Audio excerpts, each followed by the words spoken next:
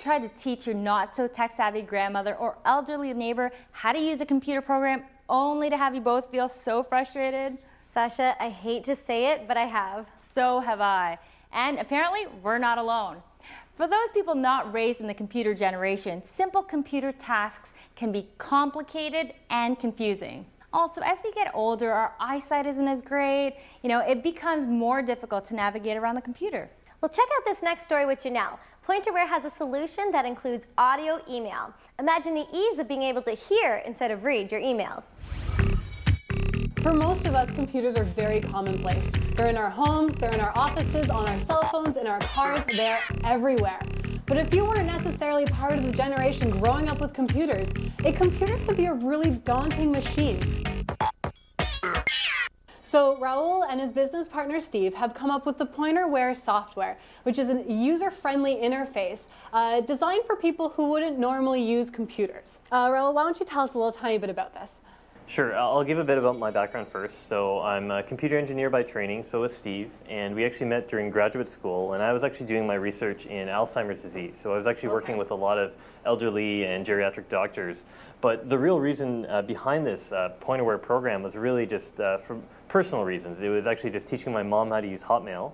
And for Steve, it was actually just helping his grandmother get online and connected with the rest of the family. Okay, so it looks really user-friendly. We've got some nice big buttons here. Why don't you take us through some of the options you have here? Sure. So we did some research with seniors, giving them surveys, asking them what they actually were interested in when they first came to use a computer. And what we found, that mail was the #1 feature. It was communicating with family so you can see photos.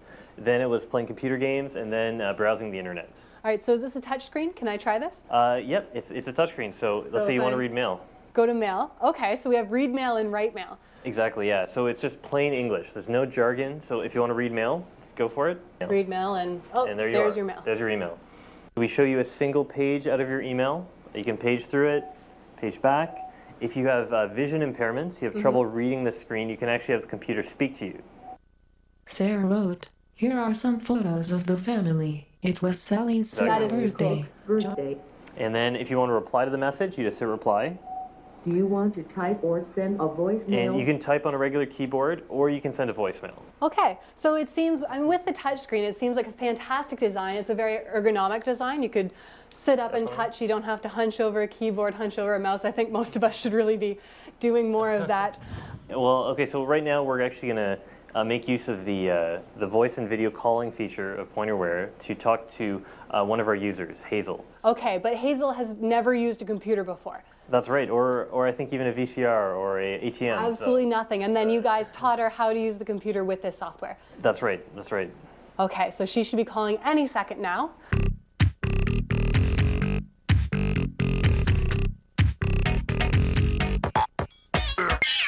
All right, so we have Hazel on the line. I love the fact that I can write letters very quickly and I don't have to put a stamp on them. But you don't have to put a stamp on letters. Other than the email, what other features do you use on the program? Oh, I have pictures sent me by my family very regularly, and my granddaughter sends me pictures every single day of their brand new baby.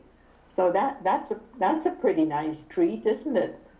Did you ever really consider that you would ever be on a video call on a computer? No, not in my wildest dreams did I ever think of that would happen to me. Not at all, at all. This is a world full of surprises as far as I'm concerned. Well, thank you very much for calling us too, Hazel. It was very nice talking to you. So where do you see this technology going in the next 5 years as a computer engineer? So I'd say you could really look at the iPhone as an example of, I'm someone who's tech savvy, but I like having customized applications for specific things. And that's kind of where I picture this going. You can add, like a recipes for grandma, or like booking travel, or banking even. But these would all just be specific buttons on this. So you could add your own applications. Customize it to make it what you like. I All think right, that's where that it's gonna sounds go. fantastic. Thanks for talking to us, Raul. I'm really excited to see where accessible technologies end up in the future.